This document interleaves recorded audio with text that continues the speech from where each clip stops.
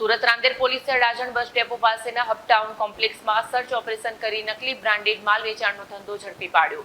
Website અને Instagram દ્વારા network રાજ્યભરમાં ચલાવવામાં આવતું.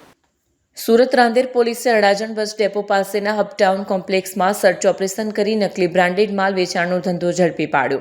પોલીસે કોમ્પ્લેક્સના 5મા માળે આવેલી દુકાન નંબર 503 અને 507માંથી આંતરરાષ્ટ્રીય બ્રાન્ડના નામે વેચાતા શૂઝ, ઘડિયાળ, purse, perfume, goggles, T shirt અને ક્રોક્સનો જથ્થો કબજે કર્યો. આ મામલે આબિદ ઉમરભાઈ કુડા અને સુફિયાન અલ્તાફભાઈ પલ્લાને ઝડપી લેવાયા છે. પૂછપરછમાં ખુલ્યું છે કે આરોપીઓ વેબસાઇટ અને ઇન્સ્ટાગ્રામ પેજ મારફતે રાજ્યભરમાં નકલી માલનું વેચાણ કરતા હતા. તેઓ અલગ અલગ સ્થળેથી નકલી પ્રોડક્ટ્સ અને બ્રાન્ડેડ બોક્સ મેળવી તેને પેક કરી ઓલ ઇન્ડિયા ડિલિવરી તરીકે વેચતા.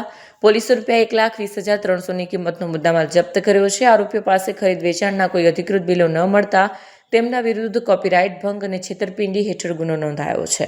કેમેરામેન હકીમ શેખ સાથે વસીમ હાસમીનો રિપોર્ટ, આઝાદ ન્યૂઝ, સુરત. તારીખ 27/12/2025 ના રોજ રાંદેર પોલીસ સ્ટેશનની ટીમ દ્વારા અડાજણ બસ ડેપોમાં આવેલ હબટાઉનમાં એક કોમ્બિંગની કામગીરી કરવામાં આવેલ, જેમાં હબટાઉનમાં આવેલ તમામ પાનના ગલ્લા તથા અન્ય દુકાનો ચેક કરવામાં આવેલ, જેમાં 5મા માળે આવેલ દુકાન નંબર 503 અને 507 જેમના માલિકનું નામ છે આબિદભાઈ ઉમરભાઈ કુડા અને સુફિયાનભાઈ અલ્તાફભાઈ પલ્લા ની દુકાનને ચેક કરતા બ્રાન્ડેડ કંપનીના અલગ અલગ બ્રાન્ડેડ કંપનીના શૂઝ, ઘડિયાળ, purse, perfume, goggles, T shirts, Crocs મળી આવેલ અને એમને બિલો રજૂ કરવા જણાવતા બિલો રજૂ કરેલ નહીં અને વધુ વિગત પૂછતા એમને જણાવેલ કે અમે આ જે શૂઝ છે એને અમારી અલગ અલગ જે વેબસાઇટ્સ બનાવવામાં આવેલ છે, Shoe Escapes, Classic Bag, Classy Purse, Classic Kicks, સુગાઝમ, અર્બન ડ્યુડ,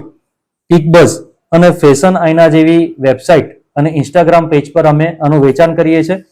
અને વધુ વિગત પૂછતા એમની એમઓ એ રીતની હતી કે આ શૂઝ, પરફ્યુમ્સ બધી અલગ જગ્યાએથી મેળવી અને એ બ્રાન્ડના બોક્સીસ બીજી જગ્યાએથી મેળવી એ બોક્સમાં પેકેજિંગ કરીને ઓલ ઇન્ડિયા એ લોકો ડિલિવર કરતા હતા. જેમાં મુદ્દામાલ કુલ ₹1,20,300નો કબજે કરવામાં આવેલ છે અને આરોપી નામે આબિદભાઈ ઉમરભાઈ કુડા અને સુફિયાનભાઈ અલ્તાફભાઈ પલ્લાને કાયદેસરની કાર્યવાહી કરવામાં આવેલ છે.